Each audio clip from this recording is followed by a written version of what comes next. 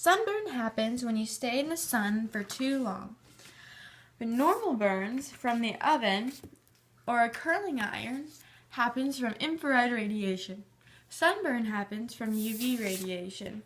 There are 3 different types of UV radiation: UVA, UVB, and UVC. UVA rays are the most dangerous because they penetrate to the dermis layer of the skin and can cause cancer.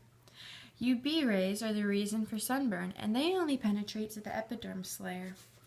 UVC rays aren't dangerous to us at all because they are completely absorbed into the Earth's atmosphere. Scientists aren't sure of the exact mechanism that happens whenever you're sunburnt, but they do know, however, that after having direct sun exposure, you will see that your skin is a bit pink. This happens because your capillaries dilate when reacting to UVB rays. The actual burn doesn't occur for 4 to 6 hours. During this time, UV rays are damaging non-coding RNA.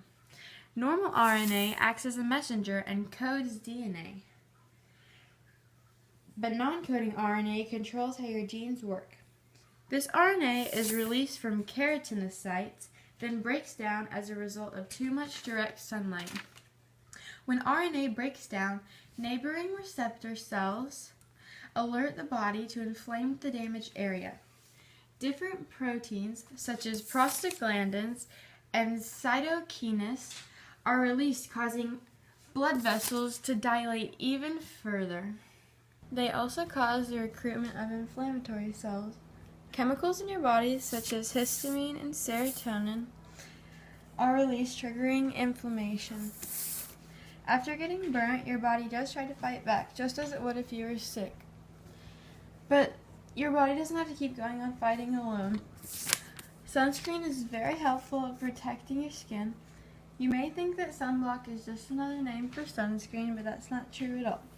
Sunscreen is made up of organic and inorganic substances that filter sunlight so less light will reach the deep layers of your skin. The filter absorbs rays and releases them as heat. UVB rays are only absorbed by certain molecules because of its wavelength.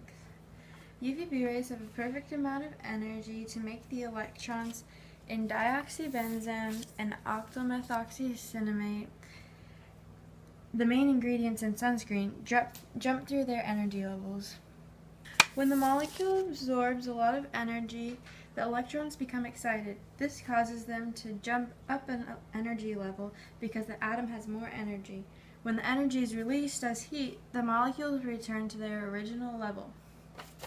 A few organic molecules that absorb the UV rays are oxybenzone, which absorbs UVA rays, dioxybenzone, which absorbs UVB rays, octamethoxycinnamate, which also absorbs UVB rays but is not waterproof, so it is normally used in combination with octyl salicylate that is waterproof.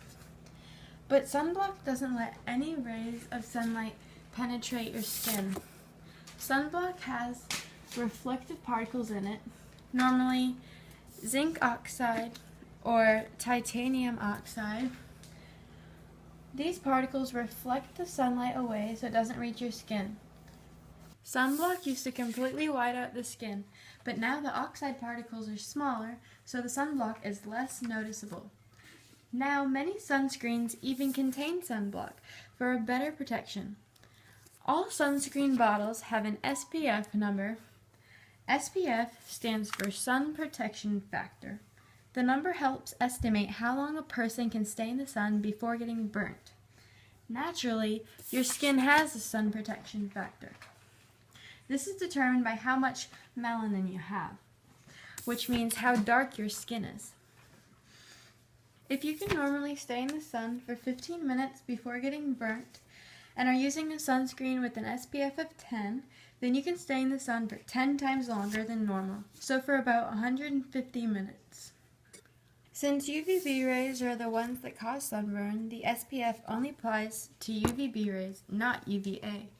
Some sunscreens protect against UVA rays. You will just have to read the label and see if it says broad spectrum protection. Using sunscreen really does make a difference.